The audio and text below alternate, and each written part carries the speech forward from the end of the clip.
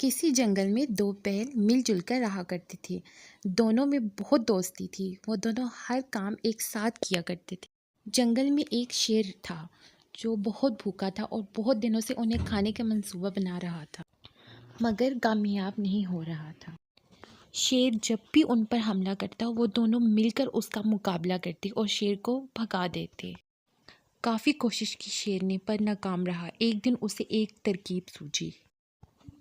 چنانچہ شیر نے لومڑی کو ایک بیل کے پاس بھیجا تاکہ وہ ایک بیل کی دوسرے بیل سے دوستی ختم کروا دے۔ لومڑی اگلے دن ایک بیل کے پاس گئی اور کہنے لگی، پیارے بیل بھائی، کبھی تم نے سوچا ہے جب یہ تم پر حملہ کرتا ہے تو مقابلے کے لیے تمہیں آگے کیوں کر دیتا ہے؟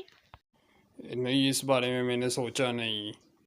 میں بتاتی ہوں کہ تم شیر کے وار سے زخمی ہو جاؤ اور وہ خود شیر کے پیچھے سے حملہ کرنے کا ڈرامہ کرتا ہے تاکہ اس کی جان بچی رہے۔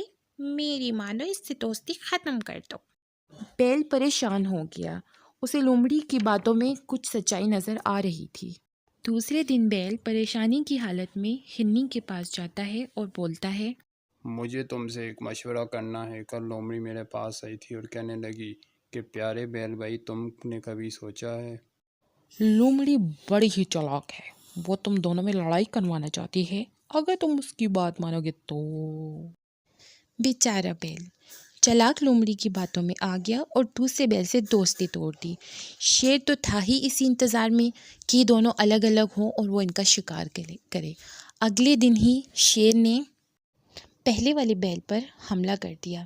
بیچارہ بیل اکیلا ہونے کی وجہ سے اس کا مقابلہ نہیں کر سکا اور شیر اسے کھا گیا۔ اگلے دن شیر نے دوسرے بیل کو بھی مار کر کھا لیا۔ اس طرح اتفاق ختم ہونے کی صورت میں دونوں بیلوں کو اپنی جان سے ہاتھ دھونا پڑا۔ اچھا ہرنی، تم نے میری آنکھیں کھول دی، ورنہ میں شیر کا شکار ہو جاتا اور دوستی بھی کھو دیتا۔